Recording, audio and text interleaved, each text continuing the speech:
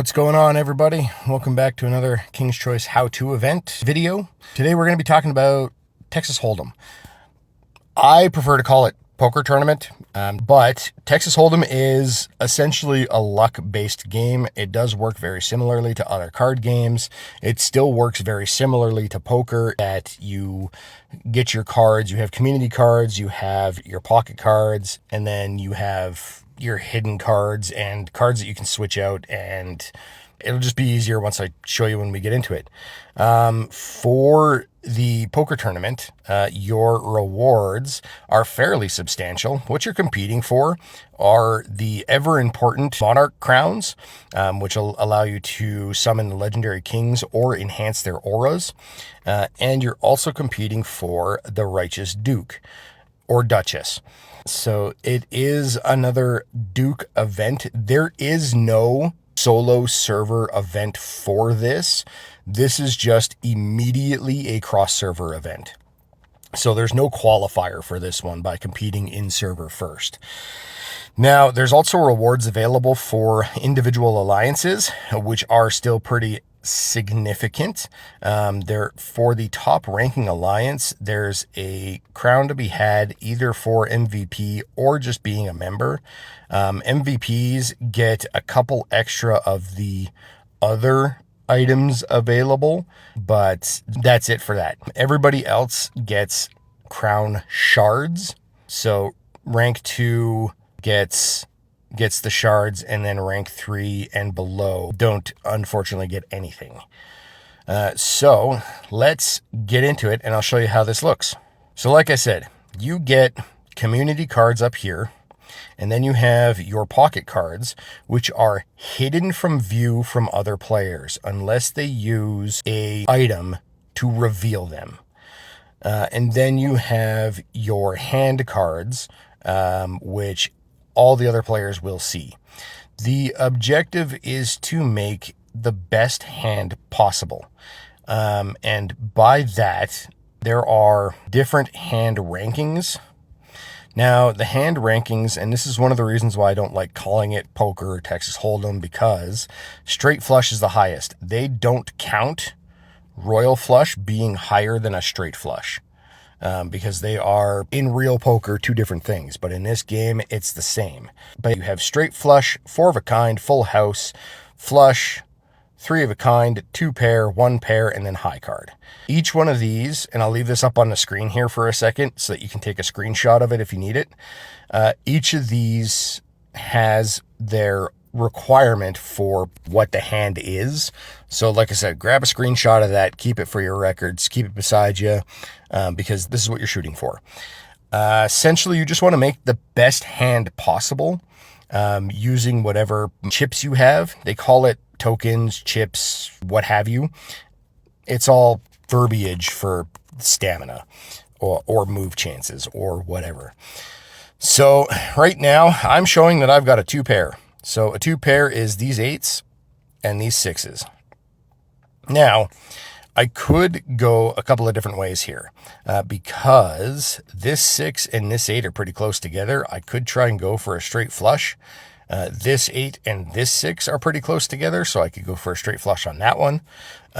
Or I can try and go for a full house, and then from the full house upgrade to a 4 of a kind. So there's a little bit of what do I want to do involved in this event. So let's draw a card. So I got the 10 of spades here, which is actually a really good pull, which plays into the 8 and 6. It's all pieces of that straight flush that I was talking about before, and also helps for just a flush because I'm also holding a 3 of spades. So we're going to get rid of the 2 of clubs, and let's draw again. This isn't going to help me in any way, so I'm going to discard that. We're going to draw again. This doesn't help me in any way either, so we're going to get rid of that. So the 7 of spades definitely helps, because then I have 6, 7, 8, 10. So the only thing that I would be missing here is a 9 to make that connection to the straight flush. So we're going to trade out the 7 of spades for the 3 of spades here, because then at least I still have that 2 pair from the 8s and 6s. And then I have something to play with should something else come up that might be a little bit better.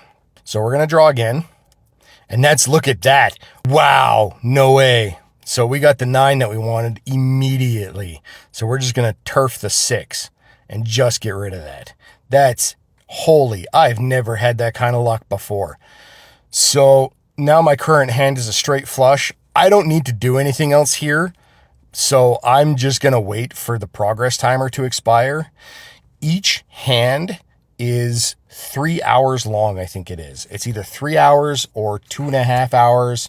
After each hand, you get dealt a new hand, and then divvying out the points happens at the end of the hand. The points that you're given are determined by what kind of hand you have and how fast you got that hand. So since I got this hand pretty quickly, that factors into how many points I'm going to get in regards to my ranking. The temporary ranking it's, for lack of a better term, it's a lie. Don't believe it. Because clearly right now I can tell you I have one of the best hands that's on the table and I'm ranked 41 of 41. Doesn't make sense. So I always ignore this. This has helped me before. So it's up to you whether you want to utilize that or not, but I've never found use in it myself. Now, there are a couple different mechanics here.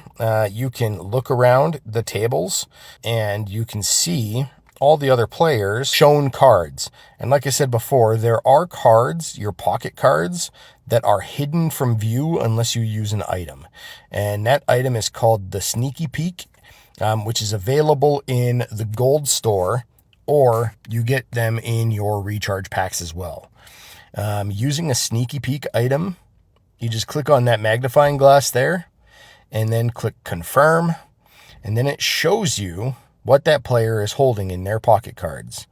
Now, these are good until the end of the round, or if the player switches out any of their pocket cards, then you'll have to use a sneaky peek on them again to reveal what those cards are. Now, there's also a countdown up here, and then once you've used 30 sneaky peeks, it starts to overwrite the earliest one that you've done. So if I were to do, say, 9 more sneaky peeks, then this player's cards would go back to being unknown. There's also the change suit mechanic. Now, the change suit mechanic requires an item called the magic card. The magic card is only available in your value packs, and it's only available for the expensive packs. This will change your whole hand into a specific suit. So if you've already got a straight, so 1, 2, 3, 4, 5, or 10, Jack, King, Queen, Ace, whatever, but they're all different suits, then you can change them all to the same suit so that you can get that straight flush or what have you. But that is the Texas Hold'em event. It's, like I said, really basic, really easy. It's all about trying to get the best hand possible using whatever moves that you have, and using, if you need them, the duplicate card chances here. Now, the duplicate card is just another mechanic that if you find a player that has a card that you're looking for, you can then use the copycat button here and try and duplicate one of their cards. You have a 30% success rate in duplicating cards, and you get 1 free chance every single hand.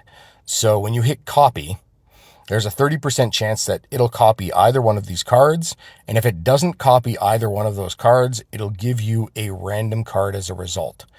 And then if you have any duplicate cards items which are available in your recharge packs, then you can copy it again, keep going until you get the one that you want, or just use your free chance and c'est la vie. So when you replace the card, it's going to draw it as if it were coming from the dealer. And then since I've already got what I need for my hand, I'm just going to go ahead and discard it.